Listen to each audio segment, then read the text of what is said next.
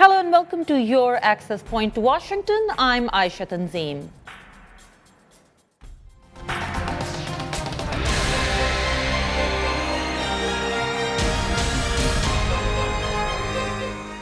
Today we will discuss the party manifestos of the major political parties in Pakistan. But before we do that, let me give you an update of what is happening in Boston in the Marathon bomb attack case. A major police operation is underway. So far, we know of 2 alleged suspects. They are brothers of Chechen descent. The older brother has already been shot by the police, and the younger brother is still at large. The city is under a lockdown. Police is asking everybody to stay indoors and not open their doors for anyone except police officers with IDs. The suspect is considered armed and dangerous, even feared to be carrying explosives. If anything changes during this broadcast, we will bring you the update. And now back to our topic. Party manifestos. Let me introduce our guests. My guest in the studio is Sufyan Yusfi. He's a financial policy analyst who's trained in public policy. On Skype with us from Islamabad is Dr. Malia Lodhi. She was Pakistan's ambassador in US and UK and is now a senior political analyst. And on phone with us from Lahore is Rashid Rahman. He's the editor of the Daily Times newspaper. And Sarah Zaman, our very own social media guru, is standing by on the social media desk to bring us your opinions in the show. And let's start. Mr. Rahman, I want to first come to you in Lahore. Tell me, what exactly is a party manifesto? Why do we need one? Is it an ad for the party? Is it a bunch of promises? Or is it a guideline? What it's supposed to be is the position, political position of a particular party, its policies on a range of issues, including politics, economics, social issues, and so on and so forth. It is actually supposed to be the commitment of the party to the program it intends to carry out if it comes to power. However, in practice in Pakistan, nobody pays much attention to manifestos. Politics is run on very different lines. It is loyalties of all kinds, whether political, clan, tribe, relationships of all sorts, patronage, and even some oppressive relationships, which circumscribe the freedom of the voter to go whichever way he or she pleases. So the manifestos are the least of the electorate's concerns in any election in Pakistan. Dr. Lodhi, I want to come to you since Mr. Rahman says nobody really pays attention to the political party manifestos. Do you think the voters are paying attention to it, particularly in this election when everybody's kind of taken pains to put their manifestos online? I think manifestos are always a perfunctory part of any election campaign by which parties set out their programs. And I think you can see the differing emphasis of the parties in these manifestos. But they're not central to the campaign. I think this time round, what is going to be very important, much more important than even public rallies because of the security situation, which, as you know, Aisha, is very fraught in Pakistan right now, is going to be the television advertising campaigns that the parties are running. Now, some of them pick up points from their manifestos. They pick up some of the emphasis that they've put in these programs that they're presenting before the electorate. But remember, the majority of the electorate are not literate. So they're not likely to read these manifestos, but they will figure in terms of the emphasis that the parties are putting, particularly on general images that these parties represent. So in that sense, I would say, yes, they do contribute something, even though they're not central to the campaign. Thank you, Dr. Lodhi. And Sufyan, very quickly, what are manifestos not? So what they're not a detailed account of what exactly is going to happen. It's a strategic vision at best. It's not a complete a hierarchy of events of what's going to happen. But one thing I wanted to quickly add is, and going back to Dr. Lodhi's point, is it's not in Pakistan. It tends to be sloganism, but the manifesto in itself is not a standalone document. It comes with a narrative which is communicated to the public through social media or different forums. So it cannot be viewed as a standalone document. Okay, and talking of social media, Sarah Zaman is waiting for us on our social media desk to tell us what you think about these manifestos. Sarah? Thank you, Aisha. Manifesto can definitely help voters understand what a political party stands for, but we wanted to know how much you, the voters, pay attention to a party's manifesto, and does it influence your voting decision greatly? On Facebook, Rai Amazlan says something similar to what Dr. Lodhi pointed out, that a manifesto is the reference point that one can and should use to compare the political options available. However, in Pakistan, there are still many voters who can't even read or write. This can be an indicator of the extent to which a manifesto gains importance among masses. Ajwa Noreen feels manifestos of political parties are mostly quite different from ground realities. Tariq Ali thinks that manifestos lose their significance when voters are divided along regional, ethnic, or linguistic lines. And Shaista Yasmin says that a manifesto is a small book that is made to make a fool of the voters. It includes only dreams that have and never will be realized. Now, this is a view that many commenters on our social media platforms agree with. We also received a video comment from Salman Halim about what grabs voters' attention. Let's take a look. I think they let their hearts rule a lot more than the issues sometimes. I think they see a politician do something on TV that moves them and they sway that way a lot. Now, commenters are also saying that a party's past performance matters more to them than the party's manifesto. If you want to join this conversation, just log on to our Facebook. The address is facebook.com/accesspointwith80, or just come to Urdu VOA's Facebook page. Back to you, Aisha. Thank you, Sarah. Now let's start our discussion on the manifestos. We've identified a couple of issues that in Pakistan are considered the top of the list, and the very top is economy. So let's start with that. Mr. Aman, coming to you, PPP's past performance versus what they've promised, PMLN, PTI, some of the other major political parties. What's special about their economic agenda? I think what is special is what is not special. They all tend to converge on a set of policies that they think will bring about growth, bring about prosperity, and hopefully, help the people.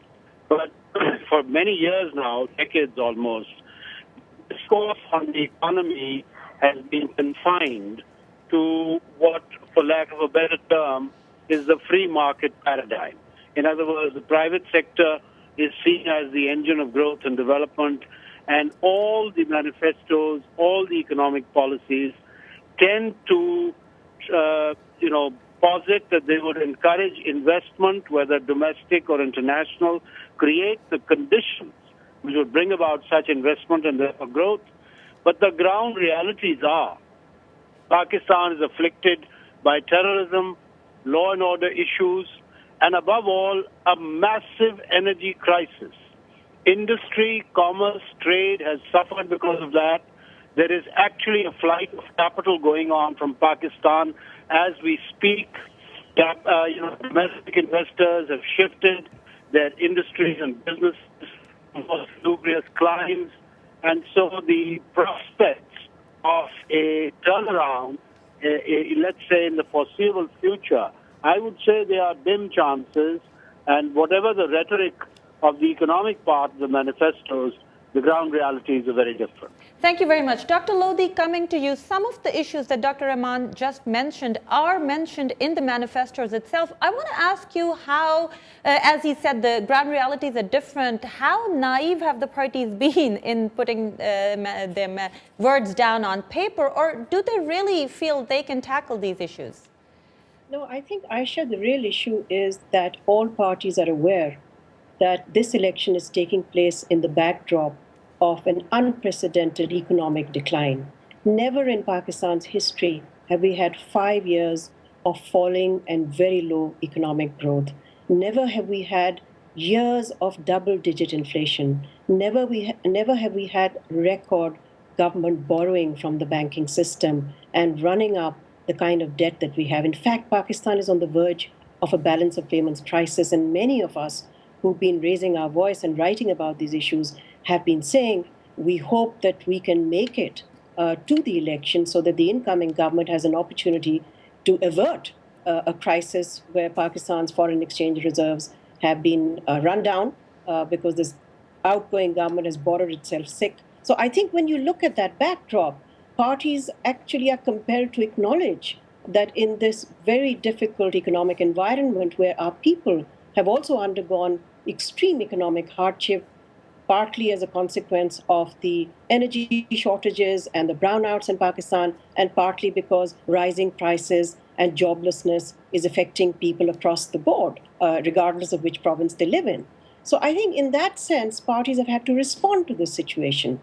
And I'm certainly glad that they have spent all parties, the three major parties, which is the Muslim League of former Prime Minister Nawaz Sharif, the outgoing government, which is the People's Party, and of course the new rising force in Pakistani politics, Imran Khan's PTI. All three spend a great deal of time in their manifestos talking about how they would revive the economy. I think that's a very positive thing because what's also coming out in the advertising campaign that all parties are running right now on television, and I think a great deal of the electorate may well end up being influenced by these. They're picking up these themes and saying how they can govern Pakistan better, particularly fixing the economy and ensuring that every child in Pakistan goes to school, Goes that to everyone, school. everyone has a job. So, I mean, of course, these are lofty promises. But, Pakistan is not unique. This is what happens at election time anywhere in the world. Right. There are promises. There are promises that are sometimes kept, sometimes not kept. Let's get down to some specifics, Sufyan, with you, since you deal with specifics. I'm reading some of the numbers. PPP promising 6% by 2016, 8% growth, GDP growth by 8%. PMLN promising 6. Exactly. PTI promising almost up to. These promises, given the realities that Dr. Lodhi and Mr. Rahman just talked about, are these possible? Do you see indicators in the manifesto that parties have a plan? So I wanted to qualify two things first. One is, if you look at the backdrop of the global economy, Pakistan, you cannot isolate just Pakistan's performance. I mean, there's governance issues, of course, but the global economy has been in decline. So that's one. And the other point is about the solutions that these parties are offering specific to the economy. For example, PMLN is saying that we'll bring down the inflation between 7 to 8% within 5 years. PTI is saying that they're going to revive foreign investments within the first 100 days. And again, they're mobilizing different vehicles to bring economic change. But what's more interesting to me is generally when you have these types of documents, you talk about past performance. You talk about what you have done, and with the exception of PTI, both the other big players, PPP and PMLN, have had the opportunity to produce results.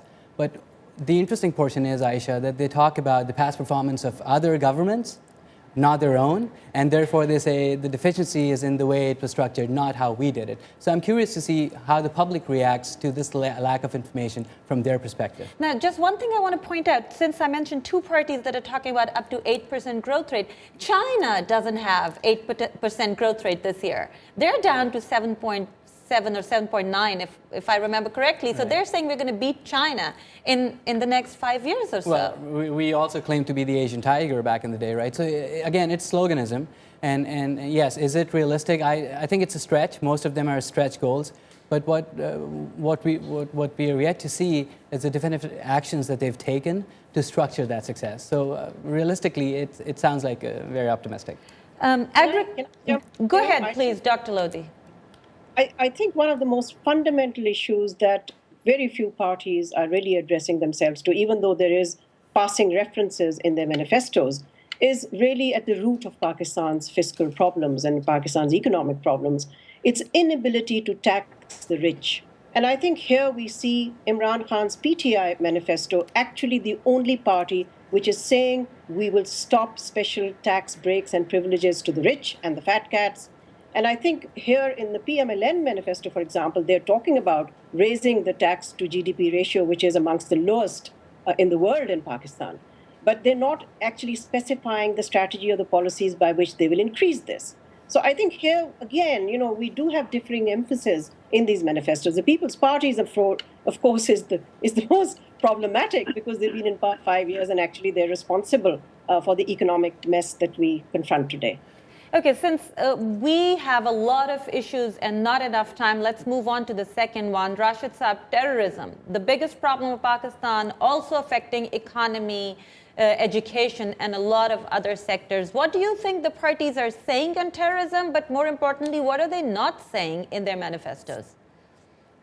Well, in principle, the People's Party, the ANP, the MQM have taken a clear position against terrorism. That doesn't mean necessarily that in the last 5 years, when they were together in a coalition government, that they were very effective in tackling it. On the other hand, we have the PMLN, which has a very ambiguous position on terrorism. There are accusations against them of having a soft corner for them, particularly as far as sectarian groups based in Punjab are concerned. On the other hand, you have religious parties like the Jamaat Islami, which clearly don't have a very clear position on terrorism.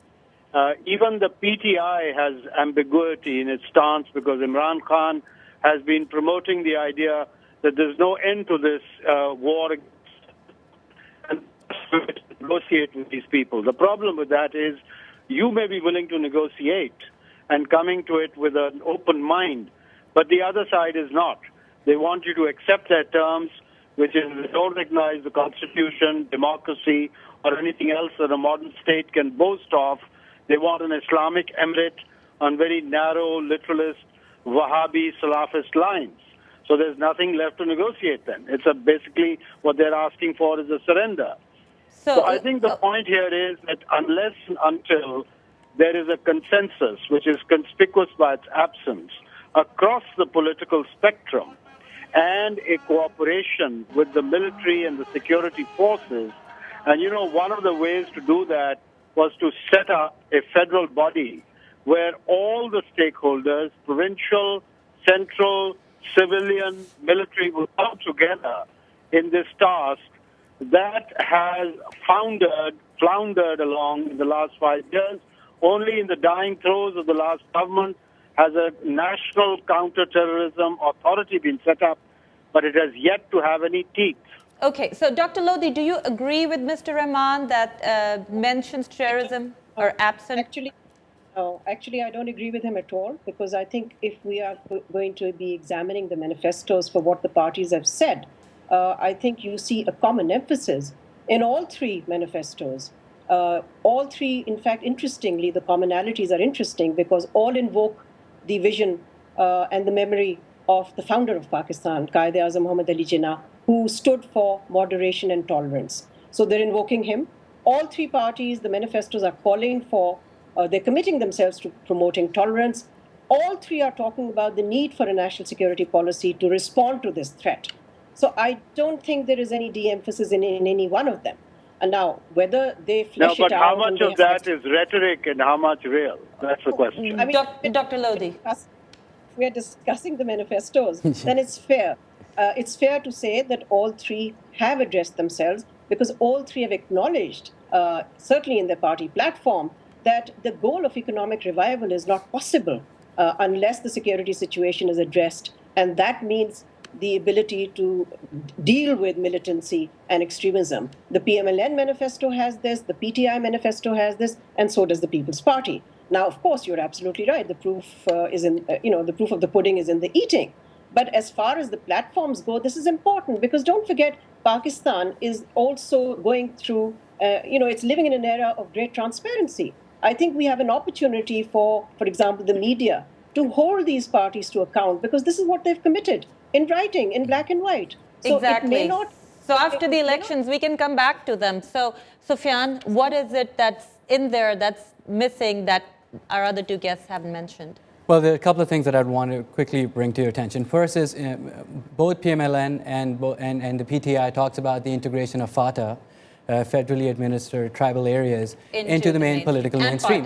Exactly. So they talk about that. The other thing that they talk about is, for example, that was really surprised to see was in PMLN's manifesto, which talks about the standardization of curriculum in madrasas with the regular schools in Pakistan. The third thing, which is interesting, that PTI addresses is a need for reconciliation for militants while also laying down conditions for surrender or laying down their arms before they come to the table.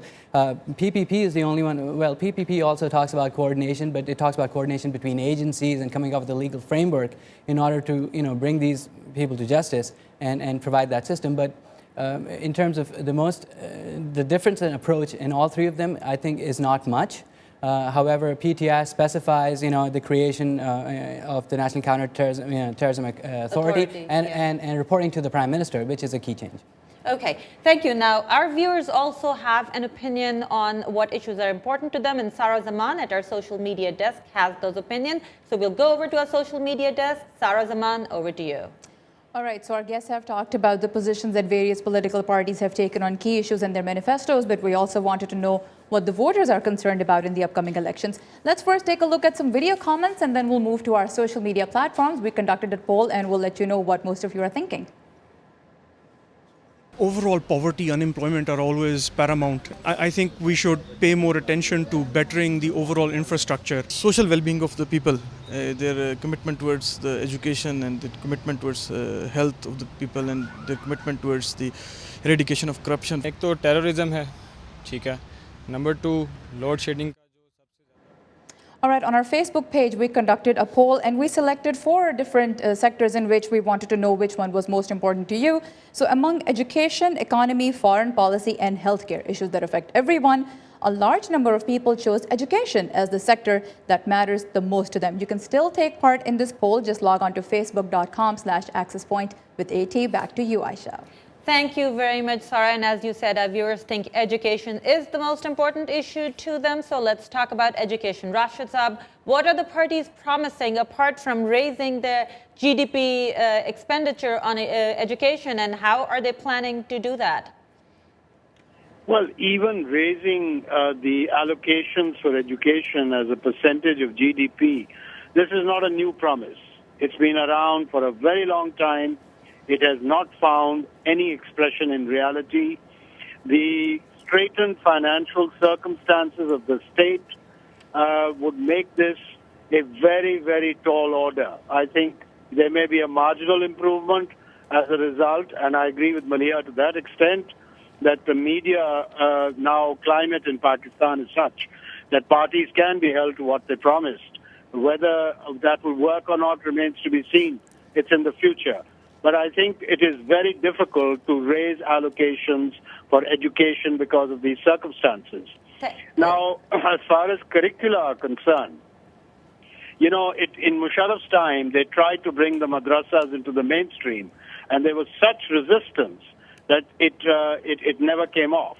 And whether that it will be possible now, post the elections, to bring the religious parties who run these madrasas on board is again an open question. A question to be asked. So let me go to Dr. Lodhi. Dr. Lodhi, can a political government deliver where a military government failed, which is bringing the madrasas into the fold of our normal curricula?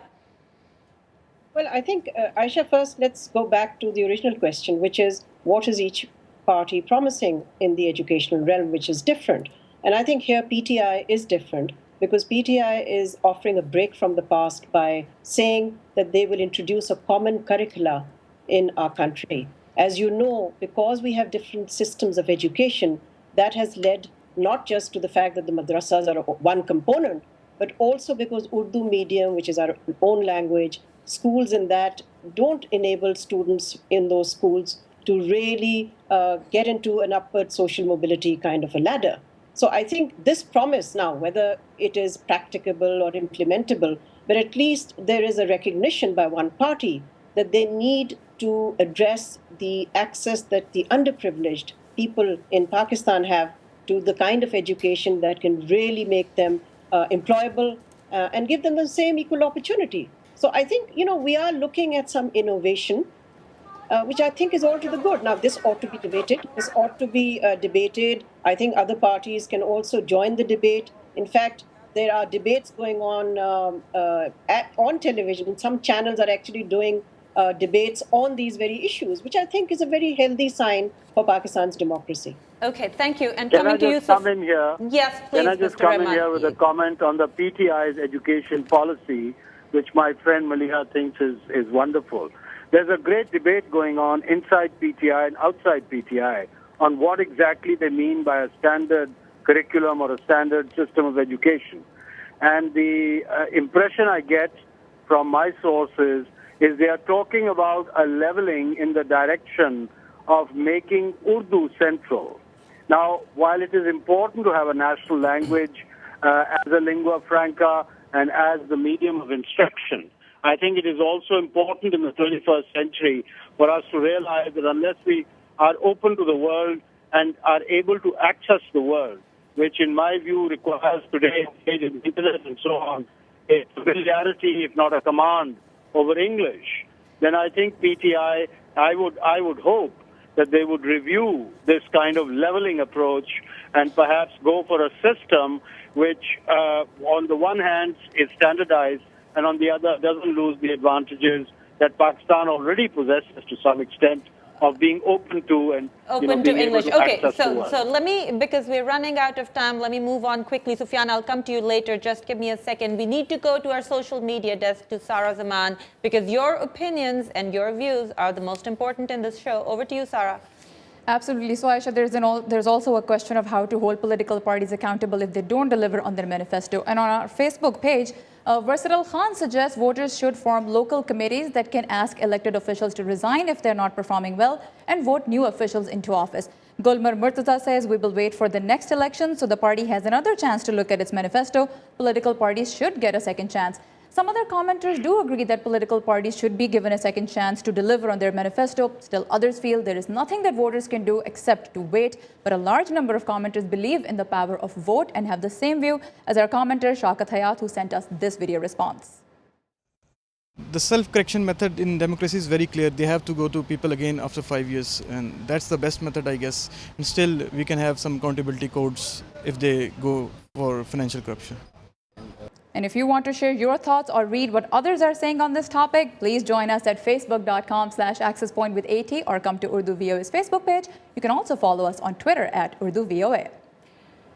Thank you very much, Sarah. Now, since we only have a few minutes left, Sufyan, I'm going to bunch all the rest of the issues that we identified into one. So education, healthcare, foreign policy. Let's talk about, in general, what has any party said that's different from before, different from the rhetoric, or what is absent conspicuously? So if we quickly take a look at the slogans that they're attaching to these manifestos, which are part of the manifesto messaging, it's very clear that Pakistan Tehreek-e-Insaf is talking about an Islamic welfare state, and that's what they're basically all the policies that they talk about, whether it's education, healthcare, universal healthcare is one of the things that they're proposing, access for healthcare to everybody at any point. The People's Party is similar to that because they also envelop all these issues together. Whereas PMLN talks about, again, their vision tends to be of a socialist republic, and that's what they're saying.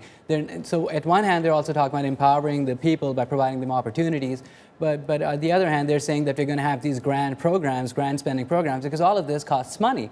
What I'm curious to see is, with the exception of the tax bracket, how they're talking about generating revenue. Another thing to note here is, with the exception of PTI, nobody really is increasing taxes on anybody. So I don't know how they're going to plan for these grand plans which they have proposed, and I don't know what's the overall enveloping strategy. So really quickly about education, we just closed that topic, but in any one of the manifestos, I've seen a lot of tactical steps, but I haven't seen what type of education do they want our kids to have. In PTI, they talk about the medium from Urdu to English. Through grade 8, they're saying Urdu and then switch over to English. I don't really care about the medium, but I do care about what you're teaching their kids. Okay, thank you very much. Now, we have very little time, so Rashid Saab, in 20 seconds, have we learned anything new from these manifestos? I frankly haven't, and I don't want to sound cynical. But, to the extent perhaps that, they are responses to the current crises that Pakistan is facing. But other than that, I don't think there's much that's new there. Dr. Lodhi, 20 seconds. Have we learned anything new? I think what the PTI is offering in terms of a break from the past and reducing or eliminating foreign dependence, breaking the begging bowl, I think is a very powerful message, which resonates with the people of Pakistan who are frankly tired of asking others to do what we should do for ourselves. Thank you very much, Dr. Lodhi. I wish we had more time to discuss these issues. They're certainly important, but our time is up. I want to thank our guests, Dr. Malia Lodhi, Mr. Rashid Rehman, and Mr. Salman Yousufi. Don't forget to send in your comments on our Facebook page and check out our website, urduvoa.com. See you again next week. Goodbye.